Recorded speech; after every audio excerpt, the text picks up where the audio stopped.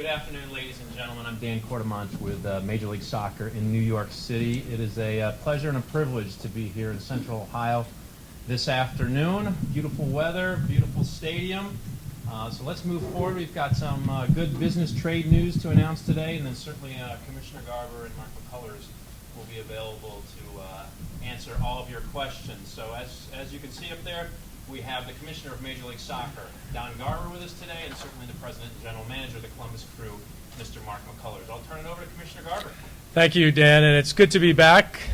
We were here about the same time last year to talk about bringing all of our business staff, all of our partners, our broadcast partners, our corporate sponsors, to Columbus for our annual business summit. And that'll take place here in Columbus September 10th through 12th.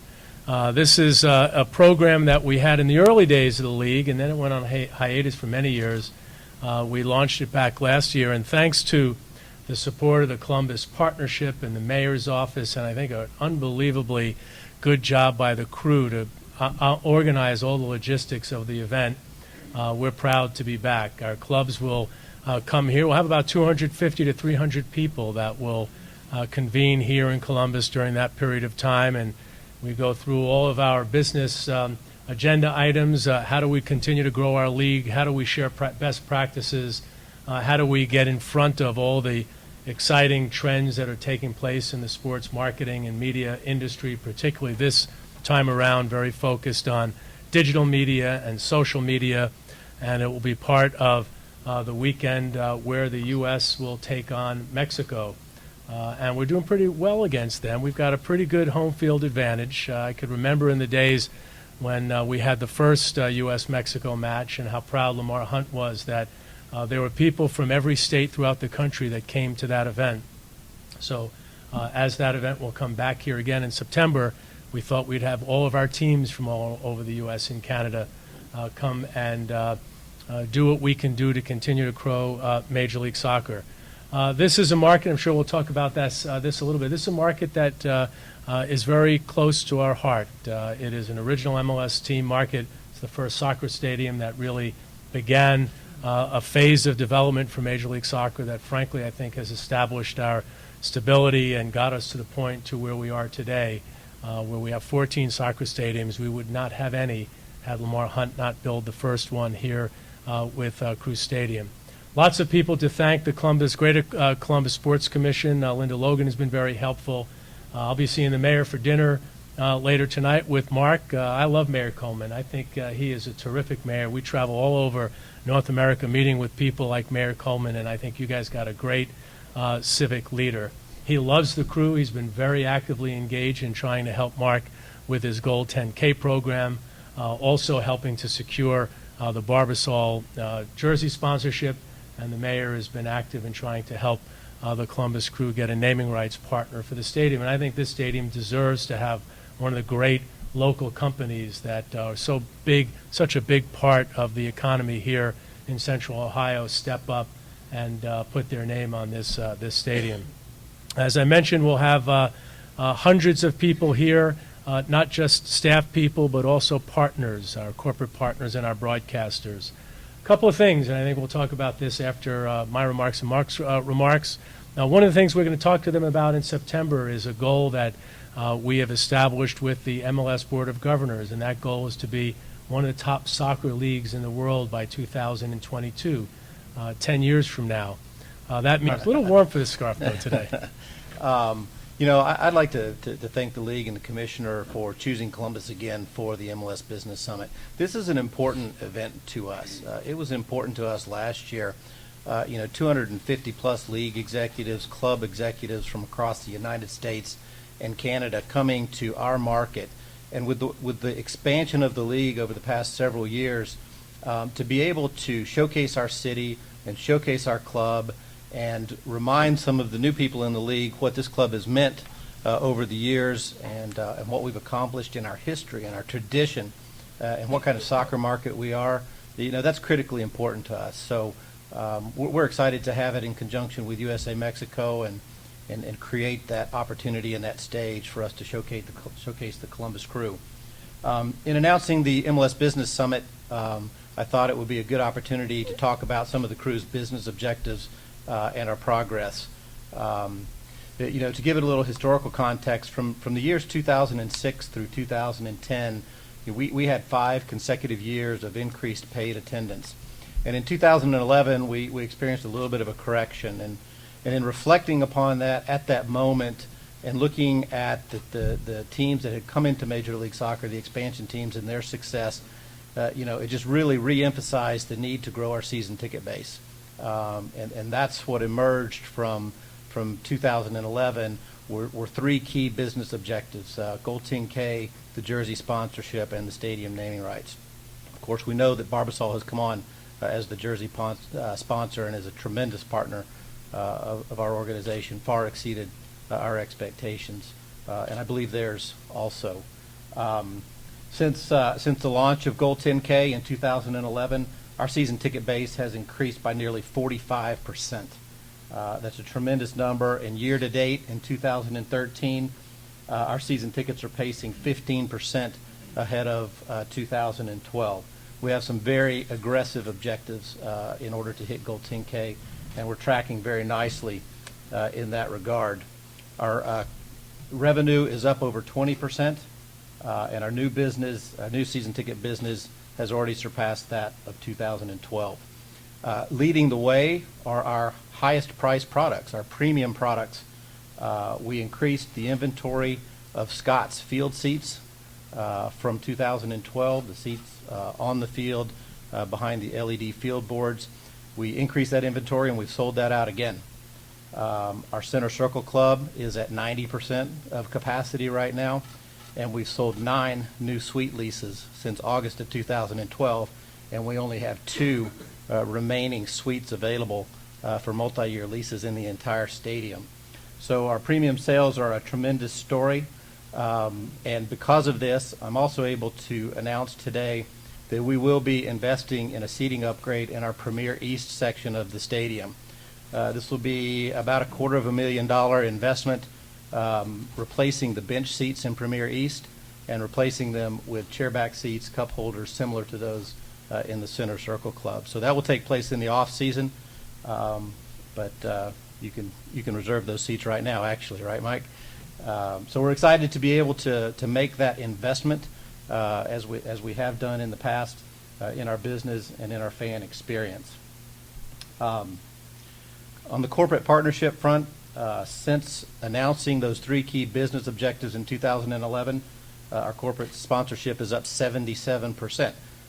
Leading the way, of course, is the Barbasol jersey sponsorship.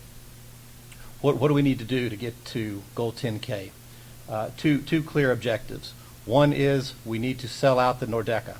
We've experienced tremendous growth in our supporter sections, and we are going to continue to focus on that demographic and market the Nordeca and that unique experience that our supporters have created. We need to continue to increase our corporate season ticket base. Like-sized markets in MLS have about 30 to 35% of their season tickets are corporate season tickets. We're at 12%. So we need to increase that number and increase our corporate season ticket base. Those 2 things right there will put us pretty close to Gold 10K.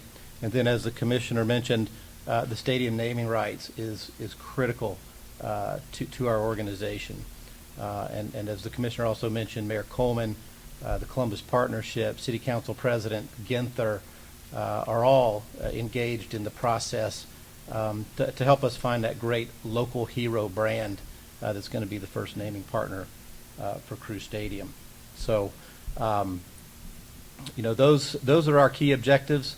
I've said before that I think this can be one of the most important years in the history of this club, and I still believe that. With USA Mexico, with the MLS Business Summit, with Gold 10K, there's increased interest in discussions regarding our training complex. And oh, by the way, I think our team has a chance to host MLS Cup right here at Crew Stadium in December. So it's still a very exciting period for us. A lot of hard work still to be done, but we made great progress. And I want to give a shout out to our staff. Just a tremendous group of professionals that I have the privilege to work with every day who really make these things happen. So that's the crew business update. Guys, at this time, we'll turn it over to you for questions. Tim Miller, our communications manager, is going to pass around a wireless mic. This is for the folks watching back home via MLSsoccer.com and crew.com. If you could please say your question in the mic, that would be very helpful. Can I add one more thing, Alex, before? You may have seen yesterday also that Columbus is a finalist for the 2019 NSCAA convention. That's the National Soccer Coaches Association, which will also, in conjunction, be the MLS Super Draft. So we're one of 3 cities remaining. That's a joint bid with the Crew, Experience Columbus, and the Columbus Sports Commission. About 10,000 coaches, soccer coaches, and a very important piece of business for our community and for the soccer market. With that, we'll start the question portion. Who'd like to kick things off?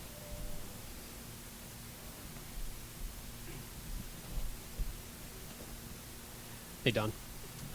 Afternoon. I'm curious, for your take on the situation right now with Robbie Rogers and his rights. Obviously, Chicago owns him. He's been training with L.A. There's been stories about how L.A. would like him, Seattle would like him. Are you comfortable with the way the situation is being handled, and are you worried about any sort of tampering as far as his rights go? Well, I am comfortable with the way it's been managed. It's interesting. It's obviously such a big story this week. And I think Mark's probably pretty pleased with the trade that he made with Chicago, and Robbie's rights were, along with Dilly Duca, were traded as part of that deal.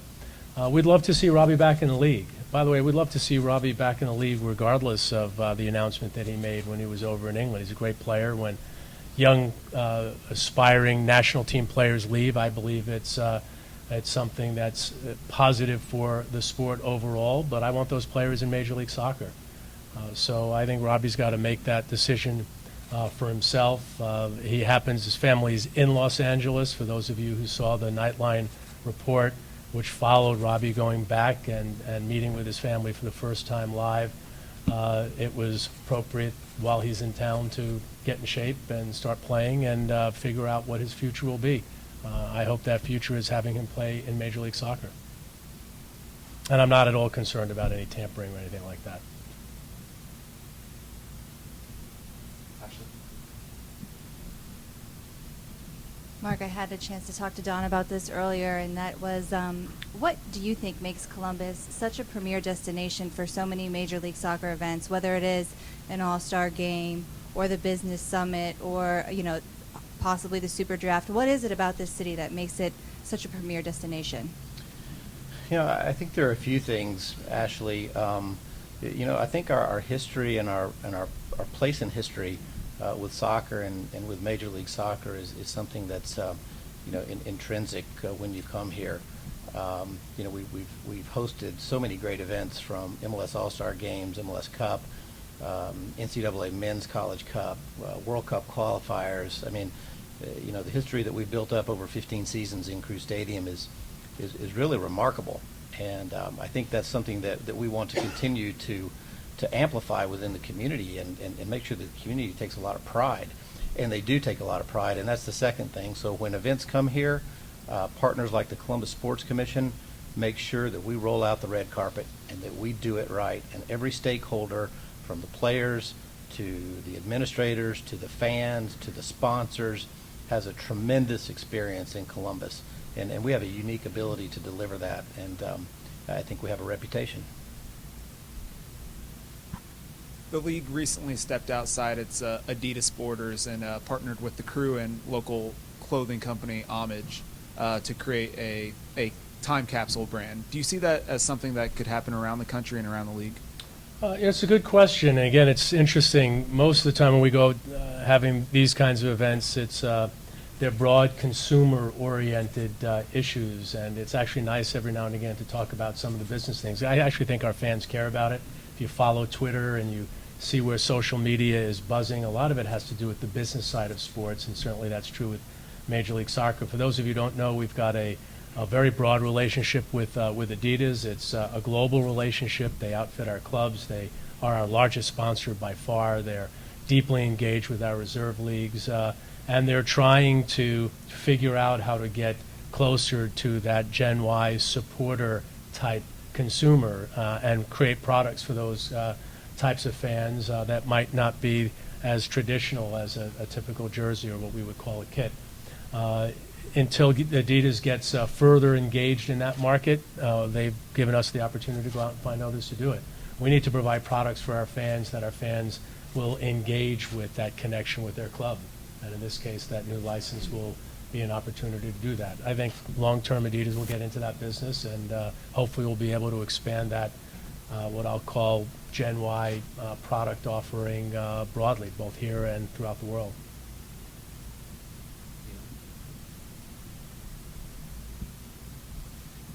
Don, there's any talks with CONMEBOL to any plans to participate in Copa Libertadores with teams of the MLS? You know, I saw something online about that yesterday, and I think there's always this buzz about Copa Lib every now and again, as if we're engaged in conversations with CONMEBOL about it, and we're not at all.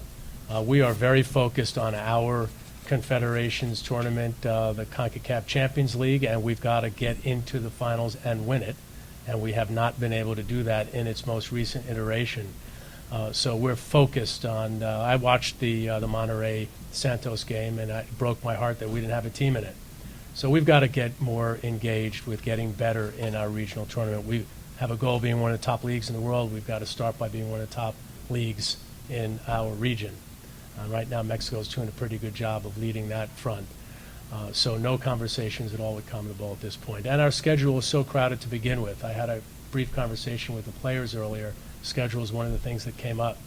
With CONCACAF Champions League, the length of our schedule due to weather, the U.S. Lamar Hunt U.S. Open Cup, it's inconceivable that we could throw another tournament in the middle of that. Sam? Hi, Don. Does it seem to be pretty much a foregone conclusion that at this point expansion team number 20 is probably going to be in New York? Well, I don't, it's been a while for me now. We've gone from, I think I got here, there were 10 teams, there's 19 now. Nothing is a foregone conclusion until you're at that press conference and you're holding up that kit, that Adidas jersey with the new team name on it. So we are actively working on it being a New York City 2 team. I mentioned at the AP Sports Editors Roundtable the other day that we hope to have an announcement in 4 to 6 weeks. There was a big article on the front page of Sports in the New York Times on Monday this week talking about it. We'll continue to try to close that deal. It's not closed yet. There have been lots of positive things going on in Orlando, as you probably have read, and just recently a state bill passed to provide some support for a potential soccer stadium in Orlando, and we're going to continue to be engaged with that ownership group, and there are a number of other team markets that we're in discussions with investors about. Greg? With your goal of 2022 being one of the top leagues, can you get there with a salary cap? And if not, what kind of maybe restrictions will there be on teams to get to that level? So, Craig, I get asked that question a lot. I just thought, again, for everybody who follows us closely, there are 4 things that we've got to work on to get there. The first is the quality of play. We are not blind to the fact that a Real Madrid Dortmund game perhaps has a different quality than a Major League Soccer game today. A Barcelona game is going to look a bit different than one of our games. So we've got work to do to continue to grow the quality of our play. Salary cap isn't an inhibitor of that, because if you had a huge salary cap, then obviously you can compete against some of those other clubs. We believe it's a number of things that have to work together. Quality of play is one of them. Increasing and building the passion of our fans. So I talked to Frankie earlier. If you could take the Nordeca and that whole stadium was the Nordeca, this would look like a Champions League game or Premier League game. Lots of people watch Fox Soccer Channel and ESPN2 and watch a lower team in the Premier League and think it's really, really great because the environment is really great. And we have that in a handful of markets, and we have to have that in every market. So the second is building on the passion of our fans. The third is making our clubs more relevant. There are a lot of people here today, and this isn't an announcement where we're talking about some dramatic new news. It's important news to the league and the crew in the city of Columbus, but the fact that this team is relevant is important, and we need to grow that relevance in all of our 19, soon to be many more markets. And the fourth, which is very important to us, is to ensure we do that with economic rationality and to continue to grow the economic viability of our league. There are a lot of leagues around the world that have got great teams, and the leagues are not economically viable.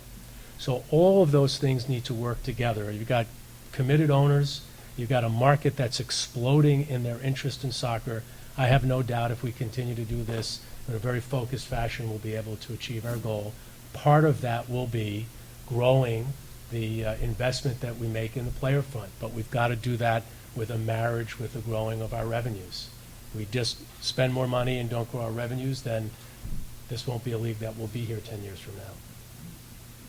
A couple more questions for grade one-on-ones. Adam?